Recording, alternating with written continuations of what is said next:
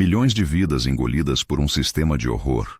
Essa é a imagem que atravessa os séculos quando se fala da escravidão no Brasil colônia. Imagine uma corrente que não apenas prende corpos, mas arranca nomes, vínculos e possibilidades. Imagine embarcações cortando o Atlântico com porões cheios de gente reduzida à mercadoria. Imagine plantações e minas transformando o suor e a dor em lucros para poucos. Esta é a história que vamos contar. No início, uma constatação de tempo e lugar. Do século XVI até o XIX, o território que viria a ser chamado Brasil foi integrado a uma economia atlântica centrada em produtos de exportação. Primeiro o açúcar, depois o ouro e outros minerais, cujo motor principal foi o trabalho das pessoas escravizadas trazidas da África. Portugal e seus agentes coloniais criaram e aperfeiçoaram uma cadeia logística que ia desde a captura na África, passando pelo transporte forçado no Atlântico, até o desembarque e a venda em mercados internos. O que parecia um circuito econômico era, na verdade, um sistema de desumanização institucionalizada. Mas quantas vidas foram atingidas por esse sistema? Estimativas atuais variam. Segundo estudos demográficos clássicos sobre o tráfico transatlântico, entre o início do tráfico e o seu declínio, o número de africanos enviados ao que hoje é o Brasil soma vários milhões. Pesquisas como as de Philip D.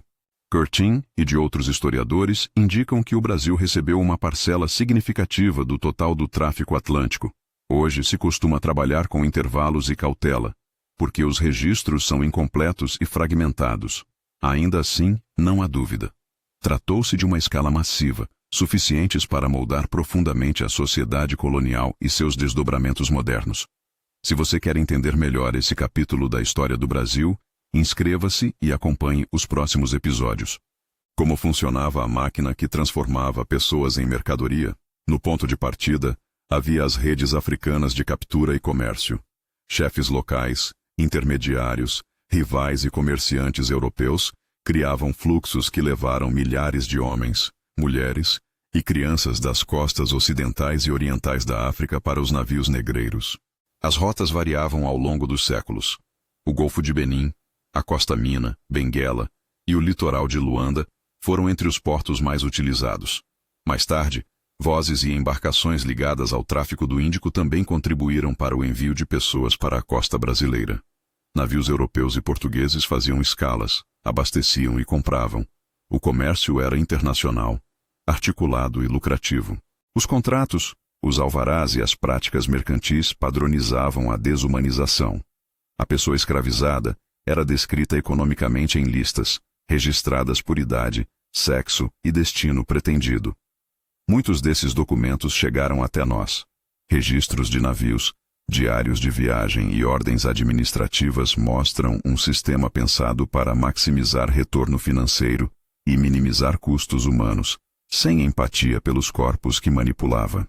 A travessia do Atlântico, o que muitos historiadores chamam de Middle Passage, concentra talvez a parte mais brutal da experiência do tráfico. No porão dos navios, as pessoas eram amontoadas em condições indecíveis, pouco ar, pouca água, doenças que se espalhavam rápido, fome e desesperança. A taxa de mortalidade variou por viagem e período, mas numerosas fontes e estudos apontam para números elevados, às vezes na ordem de dezenas de %, dependendo das condições do navio e da duração da viagem. Entre a captura e o desembarque, famílias eram destruídas, nomes eram apagados, identidades inteiras foram forçadas a enterrar-se no silêncio do mar. Reconstrução baseada em relatos da época. Uma mulher segura a mão do filho enquanto o navio balança sob o vento. Ela sussurra um nome que já não sabe se aquele menino ainda terá, amanhã, quem o reconheça. As vozes ao redor falam línguas diferentes, e o chão sob seus pés é madeira e movimento contínuo. Registro da época descreve cenas de desespero, mas também de solidariedade. Cantos improvisados, partilha do pouco alimento, gestos de cuidado entre desconhecidos. Essas são as marcas humanas que resistem até nos documentos que tentavam reduzi-los a números. Ao chegar às praias do Brasil, o desembarque era apenas uma nova etapa do comércio. Leilões, mercados e vendas diretas nos trapiches transformavam as pessoas em lotes, unidades de força de trabalho a serem distribuídas entre engenhos de açúcar no Nordeste, plantações menores e, a partir do ciclo das minas no século XVIII, para as áreas auríferas de Minas Gerais. As cidades portuárias e também os centros interiores viraram pontos de distribuição de vidas. Os ganhos marginalizados para os compradores significavam decisões drásticas. Quem era apto para trabalhos pesados, quem seria usado para serviço doméstico, quem seria alvo de treinamento e punição. A rotina nas propriedades era uma produtividade pensada para o lucro. No engenho de açúcar, a colheita, o transporte e a moagem do caldo demandavam trabalho contínuo e organizado por ciclos sazonais. Nas regiões mineradoras, o esforço sobre rochas e corpos era igualmente extremo. As jornadas eram longas, perigosas, e as chances de adoecimento ou morte aumentavam. Castigos e sistema disciplinar garantiam obediência. Açoites, isolamento, vendas internas eram instrumentos institucionais de controle. Ao mesmo tempo, a vida sob domínio escravista foi marcada por estratégias cotidianas de sobrevivência. Quem roubava arroz para comer, quem fingia doença para descansar, quem guardava memória e cultura para passar adiante. Essas condutas pequenas eram formas de resistência que minavam, todos os dias, a lógica totalizante do Senhor. A perda de nomes e laços de parentesco foi talvez uma das violações mais profundas. Documentos coloniais registram a prática comum de substituir nomes africanos por nomes cristãos ou simplesmente designações de propriedade. Essa imposição não foi apenas nominal. Atingia a família como instituição, pois casamentos eram frequentemente desfeitos na venda e crianças nascidas no cativeiro tinham futuro regulado por decisões comerciais. Ainda assim, as pessoas escravizadas buscaram preservar laços. Arranjos de afeto, parentesco adotivo, redes de proteção que iam além da família biológica. Religião e sincretismo cultural foram espaços de resistência simbólica. Práticas, cantos, ritmos e rituais eram formas de manter um senso de identidade num contexto de apagamento. Não se pode dissociar a escravidão da economia global da época. Açúcar e ouro, e outros produtos tropicais, alimentaram mercados europeus que queriam cada vez mais matéria-prima barata. O lucro gerado pelos engenhos e minas repercutiu tanto localmente quanto em Lisboa e outros centros comerciais europeus. Mercadores, capitais de financiamento, seguradoras e mercados de crédito formaram uma rede que dava suporte material e jurídico ao sistema escravista. Em outras palavras, era um sistema político-econômico integrado, no qual a força de trabalho forçada era tratada como insumo. Esse sistema também contou com justificativas e ambiguidades nas instituições coloniais.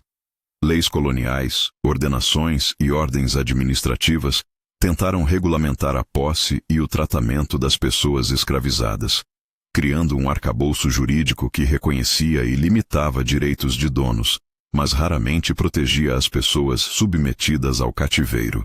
A Igreja Católica teve um papel ambíguo. Enquanto alguns setores se conformavam com a escravidão, outros buscavam acolhimento e batismo para pessoas escravizadas. Missionários e ordens religiosas interagiam com esse mundo complexo, ora legitimando, ora questionando práticas. O resultado foi uma trama onde a moral e o interesse entram em conflito, e onde, muitas vezes, o discurso religioso serviu para justificar economicamente aquilo que era um crime contra a pessoa humana. Houve, contudo, resistência organizada e contínua. Quilombos, comunidades formadas por pessoas fugidas do cativeiro, foram um desafio direto à ordem escravista. Entre eles, Palmares constitui um exemplo emblemático, comunidade que resistiu por décadas no sertão de Alagoas e Pernambuco, reunindo milhares de pessoas sob lideranças como Ganga Zumba e, sobretudo, Zumbi, figura que se tornou símbolo da resistência negra no Brasil. Além dos quilombos, existiram formas variadas de oposição, fugas individuais, pequenos atos de sabotagem, insubordinação coletiva, criação de redes de solidariedade dentro das propriedades e mesmo rebeliões armadas em diferentes momentos. Essas ações mostram que a agência dos escravizados foi constante e determinante para fragilizar o sistema. Enquanto alguns indivíduos enriqueciam com a escravidão, as consequências humanas foram incalculáveis. O ciclo de violência deixou rastros demográficos, culturais e econômicos. A desproteção institucional, a violência cotidiana e a exclusão estruturaram padrões de desigualdade que persistiram e se transmutaram ao longo do tempo. Não se trata de atribuir culpa a indivíduos do passado sem contexto, mas de reconhecer que instituições econômicas, jurídicas e políticas sustiveram a prática por séculos e que seus efeitos se estendem ao presente. O clímax desta história é por isso também uma pergunta direta ao público contemporâneo. Como lidar com um legado que ainda aparece nas desigualdades, nas representações sociais e na memória pública? A escala do dano humano, famílias despedaçadas, culturas remodeladas, vidas interrompidas, exige não apenas reconhecimento, mas políticas de memória e educação. Reconhecer é o primeiro passo para a responsabilidade histórica, preservar testemunhos, promover espaços de memória, apoiar pesquisas e iniciativas que iluminem as vidas e vozes das pessoas escravizadas. Antes de seguir para a conclusão, vale ouvir por um instante vozes que chegaram até nós em cartas, relatos e crônicas, sempre com o cuidado de contextualizar. Um viajante estrangeiro descreveu, em seus diários, o corte abrupto entre a vida na África e a condição imposta no Novo Mundo. Uma ordem oficial registrou a compra de pessoas por um latifundiário. Relatos de juízes coloniais mostram tentativas, nem sempre bem-sucedidas, de regular práticas. Esses documentos são fragmentos, mas são cruciais para humanizar os números e recuperar as experiências singulares por trás da estatística. Reconstrução baseada em registros da época. Um homem, vendido em praça pública, tenta catalogar as poucas memórias que carrega de sua aldeia. Um rio, o nome de sua mãe, um riso.